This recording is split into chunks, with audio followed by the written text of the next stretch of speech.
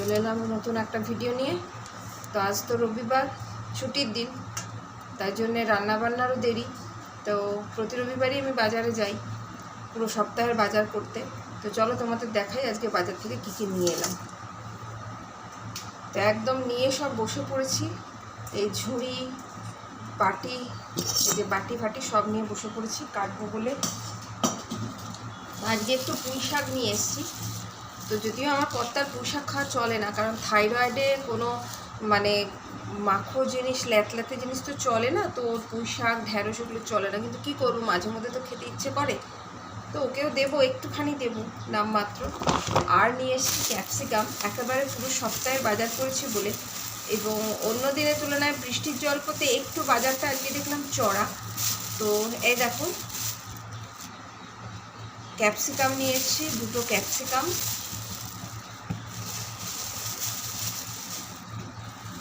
আর টমেটোটা সস্তায় পেলাম, টমেটো 30 টাকা কেজি, তার জন্য পুরো 1 কেজি টমেটো নিয়ে চলে এসেছি।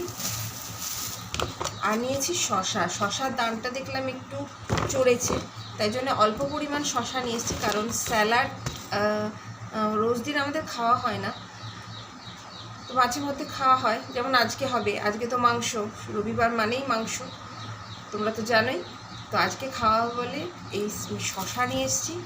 আর পটল নিয়ে এসেছি, পটলের দাম বেড়ে গেছে, একটু জল পড়েছে, 2 দিন বৃষ্টি হয়েছে, তাতেই দাম বেড়ে গেছে। এই দেখো পটল 50 টাকা কেজি হয়ে গেছে এখন, তাই অল্প পরিমাণ নিয়ে এসেছি পটল।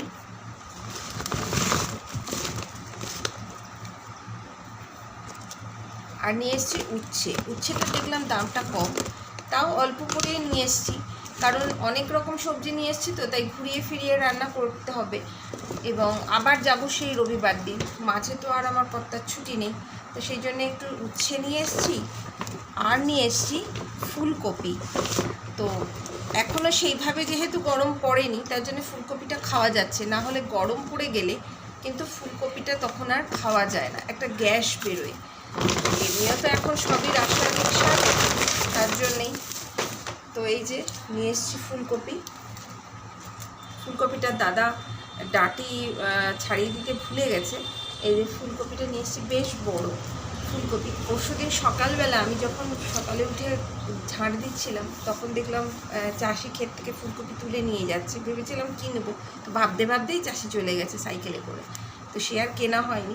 তাই আজকে বাজারে গিয়ে কর্তাকে বললাম ফুলকপি কিনবো, তো কর্তা বললো কেনো, তো সেই জন্য কিনে নিয়ে চলে এলাম।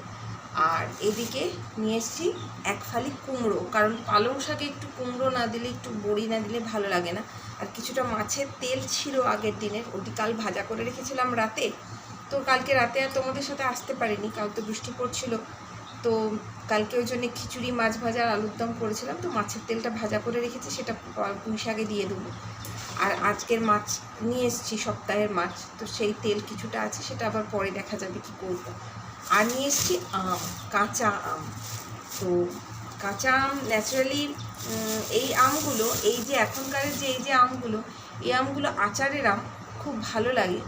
কিন্তু কি বলো তো, আচার করে রাখলে আমার কন্যা অল্প কিছু খাবে, তারপরে ওইটি আচারটি পড়েই থাকবে, তো সেই কারণে আর আচার বানাবো না। এটা ওই প্রতিদিনকার একটু একটু করে ওকে বানিয়ে দেবো আচারের মতো করে, আমরাও খাবো, ও খাবে। তো সেই কারণে আমটা দেখলাম সস্তায় পেলাম, 30 টাকা কেজি পেলাম, ওই জন্য 1 কেজি আম একেবারে নিয়ে চলে এসেছি। তো এই ছিল আমার বাজার, রবিবারের বাজার। তো এখনও রান্নাবান্না হয়নি, এইবার রান্নায় বসবো, তো তার জন্যেই, তার ফাঁকেই চলে এলাম তোমাদের সাথে কিছুক্ষণের জন্যে।